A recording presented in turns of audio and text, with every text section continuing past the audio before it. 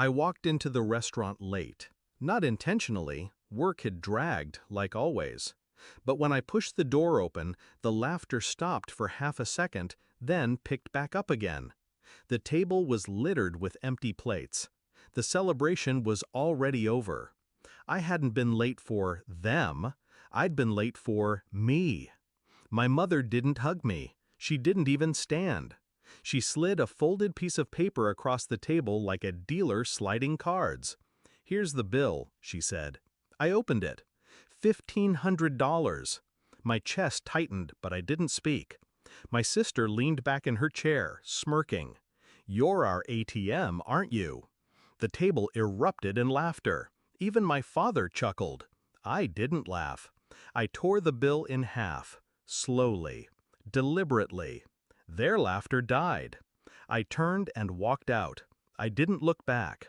I drove home in silence, gripping the wheel until my hands shook. That night I remembered all the birthdays forgotten, all the Christmas mornings when my gifts were shared with my sister, all the times my paycheck was treated like community property. Love had never been unconditional in that house. It had been transactional, and I was done paying.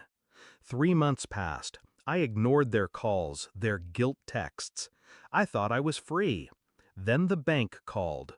"Sir, there's an issue with your loan application." Loan? I hadn't applied for one.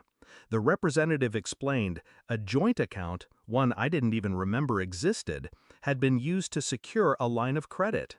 My parents' names, my sister's, and mine. They'd signed my name.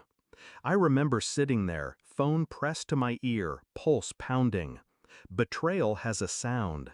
It's the silence after confirmation. They had taken out a $50,000 loan, using me as collateral, and they thought I'd never find out. I didn't scream. I didn't confront. I planned. Step 1, I called the bank. Calmly, professionally.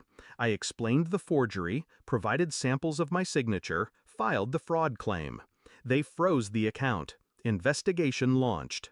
Step 2, I pulled my credit reports, documented everything, and sent copies to the State Fraud Bureau. Paper trails are weapons. Step 3, I waited. Weeks later, the fallout began. My parents got the first letter. Loan frozen, pending fraud inquiry. Then the bank called them. Then the investigators. The calls I ignored. The messages I saved. The tone changed. First annoyance, then panic, then desperation. Finally, they showed up at my door. My mother's voice trembled. "Why would you do this to us? We're family." I let them stand in the doorway while I leaned against the frame, calm as stone. "You forged my signature. You tried to steal from me." My father shifted, his jaw tight. "It was just to help the family. We thought you'd understand." My sister cut in, arms crossed, venom in her eyes. "You've always had more. You owe us. We deserved it." That was the moment I smiled. Just slightly. Because it was over.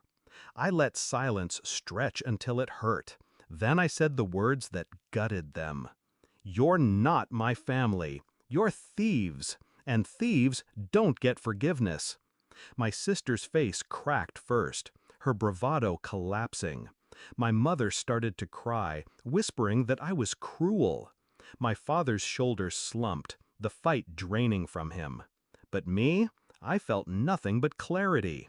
I didn't slam the door. I closed it slowly, softly, the way you seal a tomb.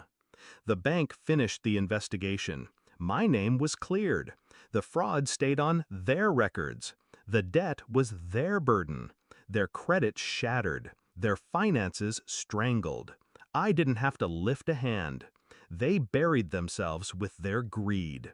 Sometimes I wonder if they sit at that same restaurant, reminiscing about that anniversary. Do they laugh about the night they tried to make me their ATM? Or do they remember how I tore up that bill, the first sign that I was no longer theirs to control? Either way, it doesn't matter. I'm free, and I'll never pay their price again.